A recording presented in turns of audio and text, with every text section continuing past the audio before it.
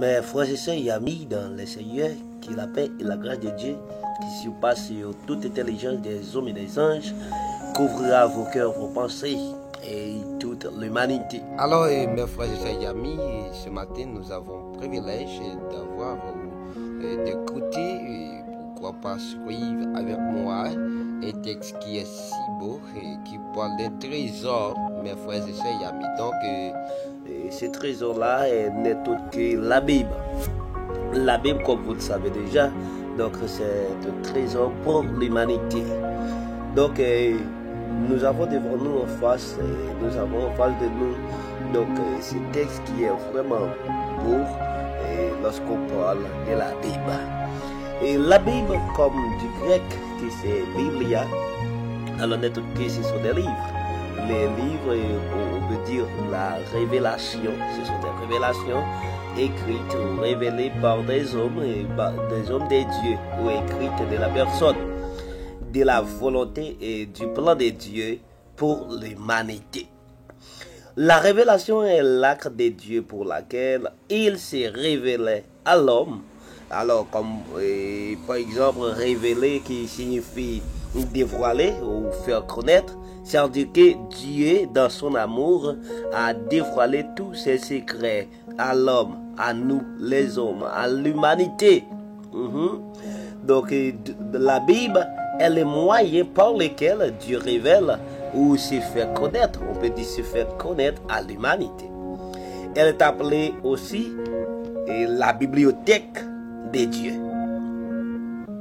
Car bien que considérée comme un seul livre, nous, les hommes, on voit que la Bible c'est considéré comme un seul livre, mais pourtant, elle est composée de 66 livres bien distincts. Bien, et 66 livres bien distincts. Il y a le Nouveau et l'Ancien Testament qui se divise en deux. Le Nouveau et l'Ancien Testament. Donc, ce sont des livres-là, on peut dire que la Bible fut écrite au cours du XVIe siècle, d'histoire par environ 40 auteurs, comme vous le savez déjà, et bien, qui ont été des rois. Ce n'est pas seulement, comme on peut dire l'auteur. L'auteur, il y a des hommes forts. Parmi eux, il y a, par exemple, des rois, des poètes, des prophètes, des philosophes et des hommes d'État. Mais plus loin, on va voir, ce n'est pas seulement des hommes d'État ou de droit et des hommes qui peut parler, qui suis. Non, il y a parmi eux certains cultivés, d'autres simplement pécheurs qui n'étaient jamais allés à l'école, jamais fréquenté une salle dont où peut dire mais voici comment on peut écrire ton nom. Non, il y a par exemple des pécheurs parmi eux. Tandis que la Bible est le plus grand document mis à la disposition de la race humaine. De toute évidence, la révélation divine de la Bible est une nécessité à nous les hommes. Son inspiration par le Saint-Esprit est bibliquement prouvée et son importance dans la vie de tous les hommes est capitale, mes frères et sœurs. Alors, mes frères et sœurs, ça nous montre que l'homme a la nécessité de la révélation divine de la Bible. N'est-ce pas vrai? Et car nous avons constaté que Dieu s'était révélé lui-même dans la nature, et selon Romains chapitre 1er, le verset 18-25, eh bien, dans l'histoire Adam, dans la conscience de l'homme aussi, il s'est également, oui, il s'est révélé dans son Fils. Mais la Bible est la dernière révélation que Dieu a donnée à l'humanité et qui en contient tous les autres. Avant d'aller plus loin, laissez-moi vous lire pour vous ce texte qui se trouve dans les livres des psaumes. Alors, le psaume 19, verset 8, je crois, laisse-moi voir, le psaume 19, verset 8, et ok, jusqu'à 11. Le psaume 19, verset 8, 11. Bien, alors, je lis pour vous. La loi de l'Éternel est parfaite. Elle restaure l'âme. Le témoignage de l'Éternel est véritable. Il rend sage l'ignorant.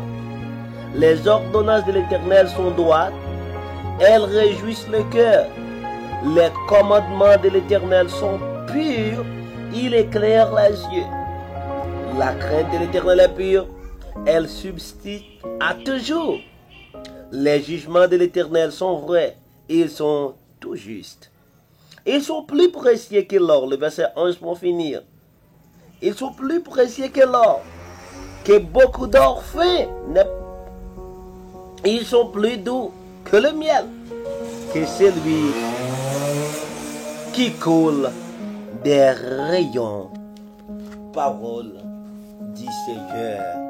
Alors mes frères et sœurs, c'est juste pour dire que la révélation divine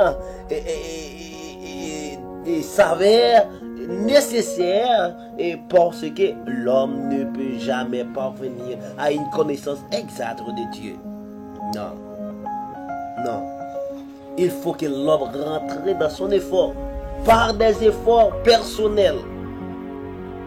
Et si Dieu ne s'était pas révélé à l'homme,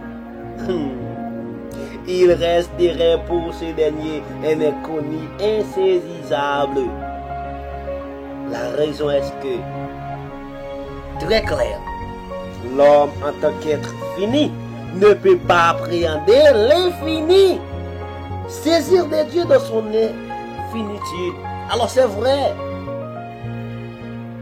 cela est prouvé par l'expérience de Job. Oui, on peut démontrer ça. Par l'expérience de Job, cela est prouvé. Dans le livre de Job, chapitre 38.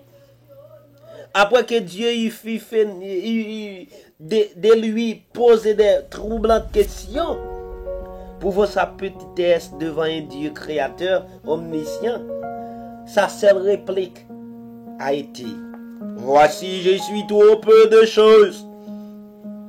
Que te répliquerai-je? Alors, c'est la réponse de Job. Voici, je suis trop peu de choses. Que te répliquerai-je? C'est Job chapitre 39, n'est-ce pas vrai? Et je crois le verset 37. Et Dieu déclare par l'étranchement du prophète Isaïe. J'aime cette pensée encore. Et alors, les pensées dans les livres d'Isaïe, par l'étranchement d'Isaïe, voilà, on va voir ce que Dieu déclare. Mes pensées ne sont pas vos pensées. Mes pensées ne sont pas vos pensées. C'est dans le livre d'Isaïe chapitre 55. Et j'aime ça beaucoup. Et le verset 8, 9. Donc mes frères et sœurs, c'est juste pour rafraîchir votre mémoire, pour te dire que la différence entre le Créateur et sa créature est si énorme que la révélation devient une nécessité. Étant que l'homme, la révélation de Dieu doit être une nécessité à vous. L'homme ne peut pas connaître Dieu en dehors de sa révélation. Non, jamais, au grand jamais. Bon nombre de gens ont essayé et essaient encore de trouver Dieu en dehors de la révélation, mais c'est nad marinade. Et c'est la raison pour laquelle de nombreuses religions se propagent dans le monde. Mais ces gens si religieux sont-ils passés à côté de la connaissance et du Dieu? Et Dieu vivant est vrai? On peut poser cette question. Dieu de la Bible, qui est aussi de tout ce qu'on adore? Non. Non. La preuve de l'inspiration divine de la Bible, comme on peut dire, inspirée de Dieu, est la traduction d'un seul mot en grec, qui c'est théonutos, composé de théos, pas vrai, qui signifie Dieu, comme vous le savez déjà, et du verbe néo, qui signifie souffler. Eh bien, il est utilisé uniquement dans ce passage et signifie que la Bible est soufflée de Dieu. C'est une chose souffle de Dieu. Un document qui c'est souffle de Dieu. C'est-à-dire que quel est un produit divin. Pas n'importe quel produit, pas n'importe livre, pas n'importe document. Pas un livre de mathématiques, de grammaire, d'histoire. Non. Mais c'est un produit. Trouver un produit divin. Pour nous, l'homme. C'est l'inspiration consciente de l'enregistrement de la vérité. N'est pas n'importe quelle vérité. La vérité qui est basée sur l'esprit. C'est-à-dire l'esprit de Dieu qui pousse ça des hommes à écrire ces 66 livres. Dans Actes chapitre 1, verset 16, Hébreux 10, 15, on va voir exactement donc ces livres-là que nous sommes en train de parler ce matin. C'est l'inspiration concernant l'enregistrement de la vérité de l'Esprit de Dieu. Ces écritures ont été inspirées de deux façons. Plénière et verbale. Sur ces deux formes. Alors, on voit que ce n'est pas n'importe quelle écriture, n'est-ce pas vrai? Ce n'est pas n'importe quel document. Ces documents-là ont été inspirés sur deux formes, plénière et verbale. Alors, plénière, cela exprime que toutes les parties de la Bible sont également inspirées, non inventées, mais c'est inspiré. Ont été guidés par Dieu. Une chose qui est inspirée, c'est-à-dire il y a l'esprit là-dedans. Ce n'est pas une fable, une histoire. Non. Nous affirmons que l'écriture tout entière et chacune de ses parties, jusqu'au même de l'origine, ont été données par l'inspiration divine. Et on va voir ça dans 2 Timothée chapitre 3, le verset 16. Ce qu'il a dit. Vous pouvez lire ce texte. 2 Timothée chapitre 3, le verset 16. Et deuxièmement, il est verbal. Verbal qui exprime l'idée que les auteurs de la Bible, en rédigeant leur texte, ont été guidés par Dieu. Et jusqu'à dans leur choix des mots, ou du moins des mots à utiliser, Dieu a été présent parmi eux. Dieu fut présent parmi eux. Il faut que les mots soient inspirés pour nous assurer que la pensée de Dieu est bien exprimée. Mes frères et sœurs, il faut qu'ils me suivent. Car le sens du texte est lié au sens des mots qui sont utilisés. C'est ainsi que nous pouvons nous assurer que les textes de la Bible expriment la pensée de notre Seigneur Jésus-Christ, notre Dieu vivant. Donc, l'inspiration de la Bible est la plus grande preuve de son inhérence. De son inhérence. Car nous savons que Dieu ne peut se tromper. Non. Notre Dieu qui règne encore ne peut se tromper parce qu'il est omniscient. Il ne peut pas mentir. Sa parole est la vérité. Si Dieu est l'auteur de la Bible, comme nous venons de le voir, elle doit être sans erreur dans tout ce qu'elle affirme. Elle doit donc infaillible. Infaillible, mes frères et sœurs dans le Seigneur. Ça nous rappelle qu'exactement ces trésors-là que nous sommes en train de parler a une grande importance. La Bible a son grande importance. Alors, a son grande importance. Donc, l'importance de la Bible, c'est que on va voir que c'est la parole qui fait chair en nous. La parole de Dieu dans la vie de tous les hommes. C'est-à-dire que la Bible joue un rôle très important dans l'homme. Lorsqu'on parle de la Bible, on parle de Dieu. Lorsqu'on parle de la Bible, on parle du Saint-Esprit qui est au-dessus de nous. Lorsqu'on parle de la Bible, on parle de Jésus-Christ qui est la parole qui fait chair. Lorsqu'on parle de la Bible, on voit les chrétiens. Les chrétiens n'est pas n'importe chrétien. Un chrétien qui est vrai pour servir son Dieu jusqu'à la fin. Jusqu'à l'infini. L'importance de la Bible, c'est la parole de Dieu dans la vie de tous les hommes. Alors, par le contenu de la Bible, on peut dire que ce contenu de la Bible est supérieur à tous les autres livres religieux. Alors, si la Bible est supérieure à tous les livres religieux, mes frères et sœurs et amis dans le Seigneur, il présente les normes ou les normes morales les plus élevées. Amen, gloire. Dans l'importance de la Bible. Et dans l'importance de la Bible, il dénonce toute forme de péché et faire connaître au pécheur comment il peut devenir juste aux yeux de Dieu.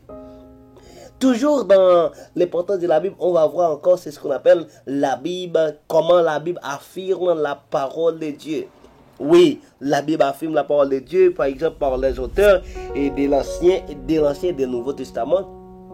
Dans l'Ancien Testament, on va voir que la Bible, ce mot-là, utilise plus de 3800 fois cette expression. Hein? Les expressions « Ainsi parle l'Éternel ». Alors, cette expression-là utilise plus de 3800 fois dans le livre, dans l'Ancien Testament. « Ainsi parle l'Éternel ». La parole de l'Éternel fut adressée à. Et il continue pour dire que l'Éternel dit. Alors ces trois expressions-là utilisent plus de 3800 fois. Ces trois expressions-là utilisent dans l'Ancien Testament 3800 fois. Je répète et répète encore. Ainsi parle l'Éternel. La parole de l'Éternel fut adressée à. L'Éternel dit. L'Éternel dit. Alors vous pouvez lire ces textes. Et par exemple dans Nombre chapitre 27, le verset 12. Encore Nombre chapitre 17, le verset 1er. Alors pour en finir mes frères et sœurs, donc ce débat. Et aujourd'hui, il y a 9 choses qu'on doit se mémoriser. Donc dans l'importance de la Bible, dans ce trésor. Et premièrement, c'est tout ce qu'elle dit ou tout ce que Dieu dit s'accomplira. C'est-à-dire quelle que soit la parole qui sort dans la bouche de Dieu, avec ses mains, donc s'accomplira.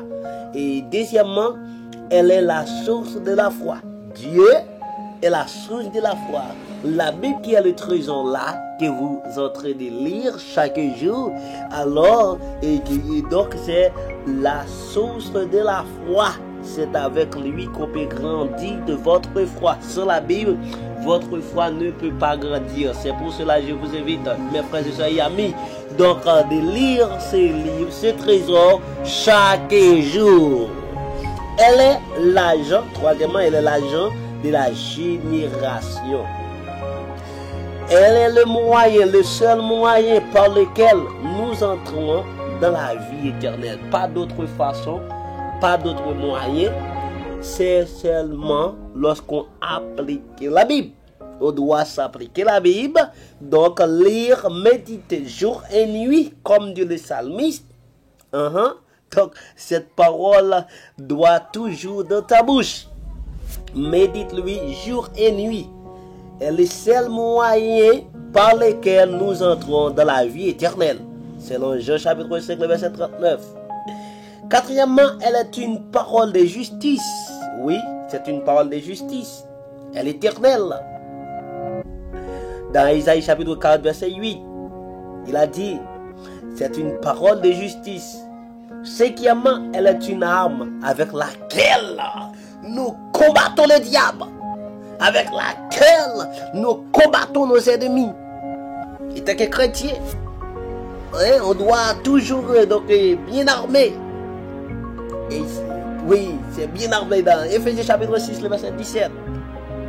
Elle est vivante. Nous servirons un Dieu vivant. Nous avons un Dieu vivant. Un Dieu qui est vraiment vivant. Elle est vivante. La parole est vivante parmi nous. La parole est vivante au-dedans de nous.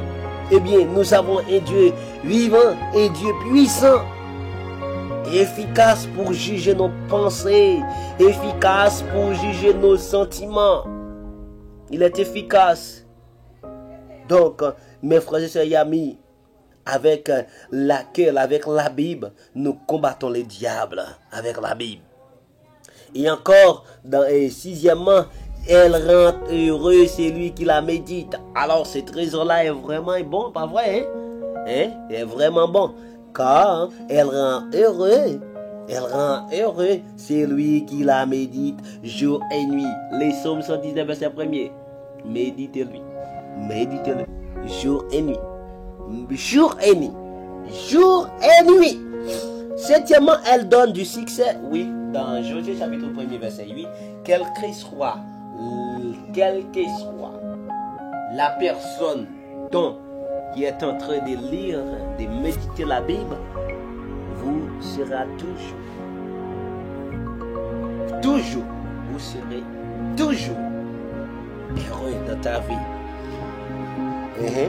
Avec une sourire, toujours sur tes lèvres, toujours dans le visage là de la personne. On va voir cette personne, c'est une personne, disons, très très très heureuse. Une personne heureuse. Alors, elle est une lumière éclairant nos sentiers. Somme 119, verset 105 à 107. Elle nous garde des péchés. Elle rend purs nos sentiers. La Bible, c'est une lumière sur nos sentiers. Comme dit les psalmistes, ta parole est une lampe à mes pieds et une lumière sur mon sentier. Le 9e, 8e. Alors, 8e, elle donne sagesse et maturité. Quels que soient les gens qui rencontrent avec Dieu. Des Runabé, comme dit et les Dominicains, des Runabé, sans hésiter, vous devez un homme fort, homme de maturité, car il y a au-dedans de vous les dieux tout-puissants, les dieux forts dans les combats, les dieux riches en bonté. Et neuvièmement, mes frères et sœurs, elle engendre la faim et le soif de Dieu.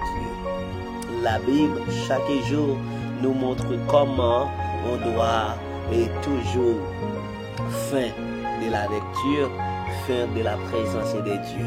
Dans Amos chapitre 8, le verset 11-12.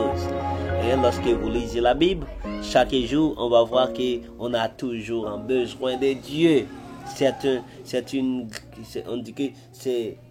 une faim ou une soif. Ou une soif. On a toujours un besoin de Dieu. On a toujours un besoin de sa présence. On a toujours un besoin de son pouvoir. Son pouvoir, son autorité. Et donc, dans ta maison. Donc, mes frères et sœurs et amis dans le Seigneur, Alors là, et comme résumé, on va voir que on voit déjà que la Bible, c'est un recueil de livres inspirés. Donc des livres inspirés. Donc la Bible est la parole de Dieu et toutes ces informations sont dignes de confiance. Sont dignes de confiance. Quel que soit chrétien, quels que soient les gens qui lisent la parole de Dieu, eh bien, on a toujours de la confiance. On a toujours de la confiance. Elle ne contient pas seulement la parole de Dieu, elle est une parole de salut, de grâce et de réconciliation. Les chrétiens doivent demeurer dans cette parole, le garder, la pratiquer, disons. C'est dans Esdras chapitre 7, verset 10, dans Jean chapitre 15, verset 7. Les chrétiens doivent toujours demeurer dans la parole de Dieu. La pratiquer jour et nuit. Comme dit le psalmiste, je serre ta parole dans mon cœur afin de ne pas pécher contre toi. Oui, je serre ta parole dans mon cœur afin de ne pas pécher contre toi. Alors mes frères et sœurs et amis dans le Seigneur, donc mes conseils et donc pour vous, c'est que appliquez-vous à étudier, à mettre en pratique toutes les écritures, car ce n'est que lorsque nous sommes retenus par la parole de Dieu que nous pouvons atteindre de nouveaux sommets. Oui, de nouveaux sommets, mes frères et sœurs et amis. Alors, méditez la parole, méditez-la. Je répète, méditez la parole de Dieu. Et vous serez comme un jardin arrosé, comme une source dont les eaux ne tarissent pas. Comme une source dont les eaux ne tarissent pas. Les trésors, c'est les trésors. La Bible, c'est le trésor. Les trésors, la parole infaillible de Dieu. Avec la Bible, vous avez en main un trésor éternel. Merci et que Dieu vous bénisse. Sans oublier de méditer cette parole jour et nuit, mes frères et sœurs et amis dans le Seigneur. Alors c'était votre serviteur, pasteur Herman Augustin. Bonne journée dans le Seigneur.